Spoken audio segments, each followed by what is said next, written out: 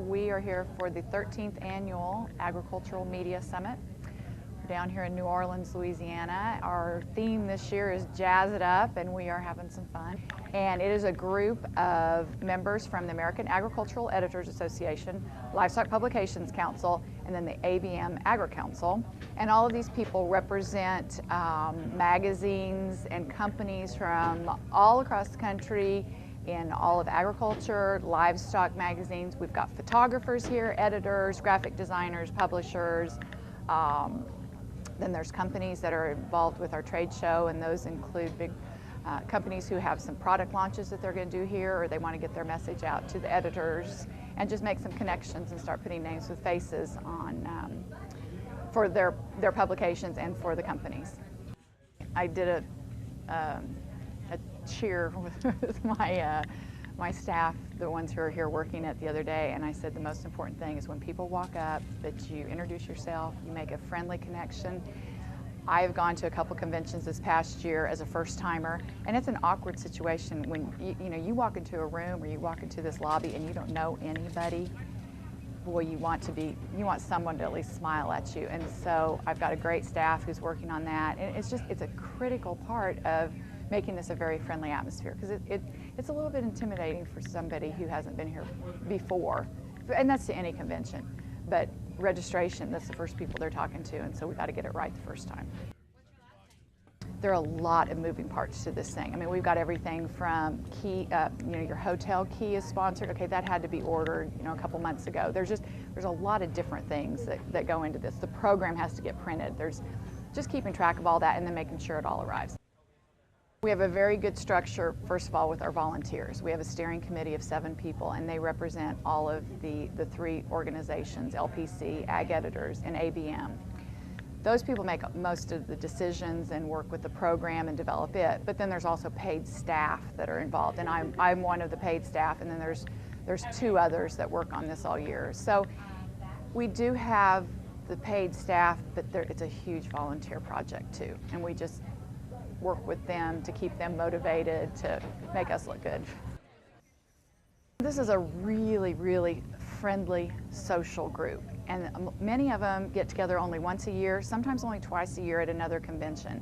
And so everyone just loves being around each other, and this networking we can't even put a price on that. I mean, when we ask in surveys, why are you coming to this? Networking is always number 1, and then education obviously is second. But it's the key to life. You really, I mean, there are young students who come here and get jobs out of it. There are professionals who get another job out of it. So it's meant for networking, first of all, and we try and make sure that our program allows time for that to be done. We take that into consideration when we're creating the program, so that we're not just cramming it so tight that they don't have time to mix and mingle.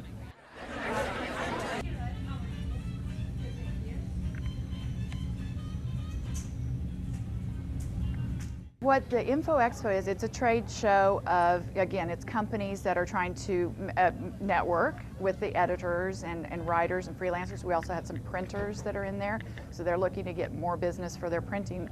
So it's a kind of a variety of companies, and we have 85 in there now. So it is developed and grown every year. This is a record this year. We're setting a record. So it's just it is a big element of the whole convention, and it's also a big source of our income for our budget too, the booths. So that's another big element. If we would take that out, then we would probably have to cut out some other things too.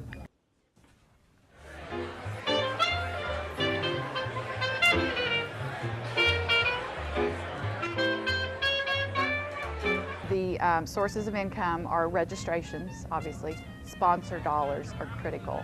And then the Info Expo, so the booths and all. And so we just, obviously with 13 years of experience with it, we've kind of watched the trends and we know what's going on with that. But we estimate, we see how much money we need to make, but we also have to really work on the expenses. And so, like starting now, I'll go home and start looking at the food and beverage is that's our biggest expense, is to feed and water everybody here. But so the food and beverage, we'll do an estimate on what it is, and we will spend about $195,000 on food. close to $200,000 just on food. Well, then we kind of just manipulate that budget, and we work it all year. We're constantly looking at it, and we're saying, okay, can we do this? Can we rent some extra furniture for our our cyber cafe, or can we not afford that type of expense? So we're analyzing it all year, but it takes a lot of money to put something like this on. It's interesting this year. This is the most we've had at the highest level. And the highest level for us is $10,000 a company, for one sponsorship. And we have 10 of them this year. And so that just, you can do the math right there. Doesn't pay for all the food, but the sponsors are critical. But they get a lot of exposure, and we have, when we are recruiting them, they know exactly what they're going to get out of it. They get the recognition on signage and in the program, and they get an ad. And so they feel it's very valuable, and those people keep it in their budget too.